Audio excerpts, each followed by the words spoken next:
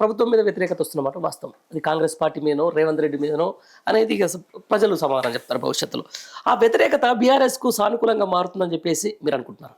100%. ఎట్లా? ఎందుకంటే కేసీఆర్ గారు ఒక ప్రూవెన్ లీడర్. అంటే గతంలో తెలంగాణని అంటే బంగారు తెలంగాణమయంగా ఎట్లా చేసిండో ప్రజలందరికీ ఇదేం పెద్ద 50 ఏళ్ల కింద జరగలే కదా. ప్రజలందరికీ గుర్తుంది, ఇంకా ఫ్రెష్ ఉంది వాళ్ళ మైండ్ లో. మనం ఉన్నాం కదా. ఇలా తెలంగాణ రాష్ట్ర జీడిపి కానివ్వండి, పర్ క్యాపిటల్ ఇన్కమ్ తలసరి ఆదాయం కానివ్వండి, ప్యాడీ ప్రొడక్షన్ కానివ్వండి, మన వరి ప్రొడక్షన్ కానివ్వండి, లేకపోతే పత్తి ప్రొడక్షన్ కానివ్వండి, మన టోటల్ ఎక్స్టెంట్ ఆఫ్ ఏకరేజ్ పంట విస్తీర్ణం కానివ్వండి, లేకపోతే సంక్షేమ పథకాలు, ఇవన్నిట్లలో చూసుకుంటే కేసీఆర్ ని మర్చిపోగలుగుతారు ఎవరన్నా తెలంగాణలో? మర్చిపోలేరు. సెంట్రల్ గవర్నమెంట్ నివేదిక కూడా అదే చెప్పింది కదా. మొన్న సెంట్రల్ గవర్నమెంట్ చెప్పింది, ఫైనాన్షియల్ ఎకనామిక్ రిపోర్ట్ ఇచ్చింది 2025కి. దానిలో చెప్పారు క్రిస్టల్ క్లియర్ గా కాళేశ్వరం ప్రాజెక్టును ఈ మిషన్ కాకతీయ వల్ల 89 లక్షల ఎకరాల ఆయకట్టు పెరిగిందంట. ఇంకొక ఫన్నీ ఫ్యాక్ట్ చెప్పమంటారా? తెలంగాణలో పెరిగిన విస్తీర్ణం 9.5 ఏళ్లలో 89 లక్షల ఎకరాలు అయితే మొత్తం దేశంలో 27 రాష్ట్రాలలో 40 లక్షల ఎకరాలు కూడా పెరగలేదు కొత్త ఆయకట్టు. అంటే కేసీఆర్ గారు ఏ రకంగా తెలంగాణను పైకి తీసుకెళ్ళింది. మరి ఇంత చెప్తున్నప్పుడు జనంలోకి ఎందుకన్నా అర్థం చెప్తున్నా కదా. మీకు తెలుసు ఇలా రాజకీయాలు ఏం జరుగుతున్నాయో మీకు అంతా తెలుసు. కొంత పార్టీలో కొన్ని మా ఇంటర్నల్ జరిగినటువంటి నిర్ణయాలు, కొన్ని సార్ కనుక వేరే నిర్ణయాలు తీసుకొని కొత్త అభ్యర్థులను కూడా ఎంకరేజ్ చేసి ఉంటే అది వేరే రకంగా వెళ్తుండే. రెండవది ఏంటంటే పబ్లిక్ కి కూడా ఈడు చూసేపనించిన ఇందాక చెప్పిన అడ్డమైనటువంటి హామీలు ఇచ్చిండు. తులం బంగారం ఇస్తా అన్నాడు, ₹1,00,000 ఇచ్చుకుంటే కూడా కళ్యాణ లక్ష్మి. తులం బంగారం శాతం అయితే ఇలా ఎంత తులం బంగారం?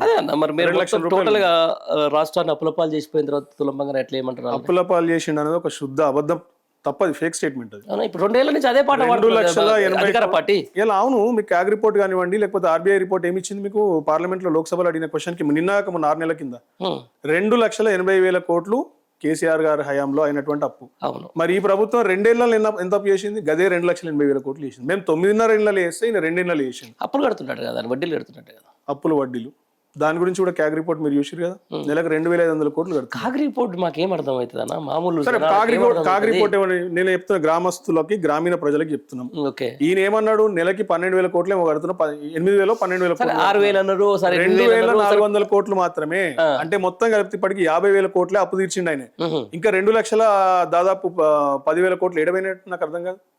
ఏం ప్రాజెక్టులు కట్టిండు ఈడ తెలంగాణలో? ఎవరిని పొడిగించిండు ఈడ? ఆయన కూడా పొడుగ్గాలే.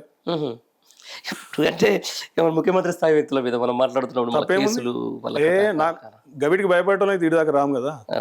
ఆయన ఏం మాట్లాడి మాకు తెలియదు. పేగులు తీసి మెడల్ వేసుకొని డాన్స్ చేస్తా అన్నాడు, కనుగుడ్లు తీసి గోటీలు ఆడుకుంటాడు. ఇవి మాట్లాడగలే. మీరు హార్వర్డ్ యూనివర్సిటీ నుంచి పట్టా తీసుకుని వచ్చి మీరు అట్లా మాట్లాడదు. ఉన్నత విద్యావంతుల గురించి మీరు అట్లా మాట్లాడితే హార్వర్డ్ యూనివర్సిటీ నుంచి ఇక్కడ అంటే పొడవలేనోడు, ఇక్కడ లీడర్షిప్ ఏమంటారు సర్టిఫికేట్ తీసుకురాడు, ఆడికి పోయి లీడర్షిప్ సర్టిఫికేట్ తెచ్చుకున్నాడు. అదే లీడర్షిప్ సర్టిఫికేట్ ఇచ్చే క్రమంలో నువ్వు నేర్చుకున్నటువంటి చదువు మీద రెండు వాక్యాలు చెప్పన్నారు ఆయన ఇంగ్లీష్ లో. ఇక్కడ నాకంటే తోపుతో ప్రొఫెసర్లు ఉన్నారు, మీరు మాట్లాడారు, నేను మాట్లాడలేను అన్నాడు. మరి మాత్రం దానికి అమెరికాకు పోయి తెలంగాణ ప్రజలు మాట్లాడతారేందన్నా? దావోస్ లక్షల కోట్ల అది పెట్టుబడులు తీసుకొని వస్తుంటే ఇప్పుడు ఇంగ్లీష్ అవసరమా? ఆయన చెప్పితే కదా. ఎన్ని లక్షల కోట్లు ఇవాళ దాకా గ్రౌండ్ అయినా చెప్పండి.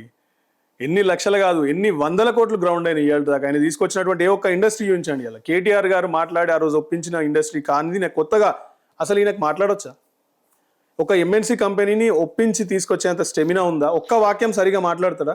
అమెజాన్ వెబ్ సర్వీసెస్ ని అమెజాన్ వెబ్ సిరీస్ అంటారు. ఆ తెలివితేటలతోని ప్రపంచంలో ఉన్నటువంటి ఎంఎన్సీ కంపెనీ ఓనర్లు మెచ్చుకుంటారా ఆయన? యాపిల్ కంపెనీకి వేయండు పోయినేడాది. అమెరికాలో యాపిల్ కంపెనీ ఉంటుంది. యాపిల్ కంపెనీ లోపలికి పోయి ఎవరినో ఒకరిని ర్యాండమ్ గా కొంత షేక్ హ్యాండ్ ఇచ్చి ఫోటో దిగుదామని చూసిండు. యాపిల్ కంపెనీ వాళ్ళు ఈయన మా అవతారం చూసి అన్ని విషయాలు అవలాహన లేకుండా అని చెప్పేసి బయటకు పంపిస్తే యాపిల్ ఏంటంటే అది ఒక సర్కిల్ బిల్డింగ్ ఉంటుంది కాలిఫోర్నియాలో. ఆ సర్కిల్ బిల్డింగ్ బయట ఫుట్పాత్ మీద ఫోటో దిగి నేను యాపిల్ కంపెనీ విజిట్ చేసిన అని పెట్టుకున్నాడు. గదా ఆయన తెలివితేటలు. KTR garu Google CEO Sundar Pichai, Microsoft CEO Satya Nadella, Elon Musk, లేకపోతే Bill Gates, top most of the top companies అందరినీ కలిసిండి ఆయన సీఈఓని. వాళ్ళందరూ ఇన్వెస్ట్మెంట్స్ పెట్టిరు. ఇలా గూగుల్స్ లార్జెస్ట్ క్యాంపస్ ఎక్కడ ఉందండి? ఇలా అవుట్ ఆఫ్ అమెరికాలో హైదరాబాద్ ఉంది. Microsoft biggest campus Hyderabad. ఇలా అమెజాన్ బిగ్గెస్ట్ క్యాంపస్ ఎక్కడ ఉంది? దాదాపు 25,000 ఎంప్లాయీస్ ఉంటారు అక్కడ హైదరాబాద్. మరి అదేనా ఇప్పుడు సరే ఏదేమైనా కూడా పరిపాలన మీరు చెప్పింది అంతా ఒక సెక్షన్. ఐటీ సెక్షన్ అనేది ఒక అప్పర్ పీపుల్ కి సంబంధించిన దాంట్లో రైట్ వాళ్ళు క్లారిటీగానే ఉన్నారు. గ్రామీణ ప్రాంతానికి వద్దాం. వాళ్ళు క్లారిటీగానే ఉన్నారు. వాళ్ళకు సరే ఈ ఫర్ క్యాపిటా అని అర్థమయ్యేటోళ్ళు, జీడిపి అనేటోళ్ళు అర్థమయ్యేటోళ్ళు, వాళ్ళంతా ఒక క్లారిటీగానే ఉన్నారు. వాళ్ళకు సరే మీ పార్టీ వైపు ఎందుకంటే ఉన్నారు. మరి గ్రామీణ ప్రాంతాల్లోకి ఎందుకు బీఆర్ఎస్ పార్టీ నిజంగా అత్యంత ఎక్కువ సంక్షేమం చేసింది ఇలా బీఆర్ఎస్ పార్టీ గ్రామీణ ప్రాంతాలలోనే అత్యంత ఎక్కువగా మనీ ఇన్వెస్ట్ చేసింది కూడా రైతులకే, అత్యంత ఎక్కువగా సంక్షేమం అంటే పెన్షన్లు ఇచ్చింది కూడా గ్రామీణ ప్రాంతాలు. ఆ గ్రామీణ ప్రాంతాల్లో ఎందుకు వ్యతిరేకత మూట కట్టుకున్నారు అంటే ఒకటే ఒక రీజన్ చెప్తా. అత్యంత ఈజీగా వాళ్ళ చెవుల్లో పూలు పెట్టి రేవంత్ రెడ్డి వాళ్ళ ఓట్లు దండుకున్నాడు అంతే. ఇలా గ్రామీణ ప్రాంతాల ఓటర్లతోనే ఆయన ముఖ్యమంత్రి అయ్యాడు. మీకు తెలుసు గ్రామీణ ప్రాంతంలో ఉన్నటువంటి ఓటర్లు ఎవరైతే ఉంటారో చాలా వరకు ఈ మన పెన్షన్దారులు కానివ్వండి, రైతులు కానివ్వండి, మంచి గుణం ఉన్న వాళ్ళు ఉంటారు, అమాయకులు ఉంటారు. అమాయకుల్ని ఫూల్ చేయడం ఈజీ అవుతుంది. ఆయన ఆరితేరినోడు దాంట్లో. ఏం చేసిండు, అవ్వానికి 2000 పింఛన్ వస్తుంది కదా, 2 నెలలాగు నేను ముఖ్యమంత్రి అవుతున్నా, 4000 వస్తుంది ఇందిరమ్మ రాజ్యంలో. నీకు రైతు బంధు ఇప్పుడు 10,000 వస్తుంది కదా, 2 నెలలాగు ఇందిరమ్మ రాజ్యంలో 15,000 వస్తుంది. అర్రాస్పాట పోయిండు రోజు. గృహలక్ష్మి 2500 అన్నాడు, తులం బంగారం అన్నాడు. లాస్ట్ ఇదంతా ఓకే, అవుతుందా కాదా అనేది పక్కన పెడదాం. ఇక ఒక ఎలక్షన్ 6 నెలల ముందుండగా రైతు బంధు టైం కరెక్ట్ 15,000 వేసేసి, ఒక ఎలక్షన్ 6,000 ఉందనగా మహిళలకు 2,500 వేసేసి ఒక్కొక్కరికి, ఇంక ఎలక్షన్లో ఒక 6 నెలలు ఉందనగా పింఛన్లు పెంచేస్తే అప్పుడు మన ప్రజలు రేవంత్ రెడ్డి నమ్మరా? 4.5 ఏళ్ళు వాళ్ళని సాగుగొట్టి చెవులు మూసి వాళ్ళ ముక్కు పిండి, అదే చెప్తున్నానే, వాళ్ళ ముక్కు పిండి వాళ్ళని అష్ట కష్టాలు పెట్టినాక 6 నెలలు అన్ని పోతాయి వాళ్ళ కష్టాలని. నువ్వు ఇలా రైతు బంధు ఈ టైంకి వీళ్ళు ఇచ్చి ఇది ఎగ్గొట్టకుంటే ఈ దఫా ఇలా వానికి పంట పండేది, ఇలా కాలేజ్ ఫీజు కట్టేటోళ్ళు వాళ్ళ కొడుకులకు వాళ్ళ బిడ్డల పెళ్లిళ్ళు చేసేటోళ్ళు. రైతు బంధు ఎగ్గొట్టిన వాటే పంట నష్టపోయినోడు, అవన్నీ యాది పెట్టుకోవడం. ఇదే విషయానికి సంబంధించి ఒక సోషల్ మీడియాలో చూస్తాను ఒక పోస్ట్. అరే ఎవరు అన్నారు భయ్ రైతు బంధు ఇవ్వకపోతే రైతులంతా బయటకు వచ్చేసి మేము పంటలు వండి అని చెప్పేసి, మరి పంటలు వంతున్నాయి కదా రైతు బంధు ఏం అడతలేరు జనాలని చెప్పేసి ఒక కాంగ్రెస్ సంబంధించినటువంటి సోషల్ మీడియానో లేకపోతే ఒక సామాన్య సోషల్ మీడియాలో చూస్తున్నారు. దీనికి ఏం సమాధానం? భారతదేశంలో ప్రజల్లో ఇంతకు ముందు ఉన్నంత చైతన్యం లేదు ఇప్పటి జనరేషన్ కి, లేదు. నేను బరాబర్ చెప్తున్నా. చెప్తున్నా అంటే భారతదేశంలో 77 years అన్న. అవునవునన్నా, నీకు సోషల్ మీడియా యుగంలో ఇలా ఇట్ ఈస్ అన్ఫార్చునేట్ ఇస్తే.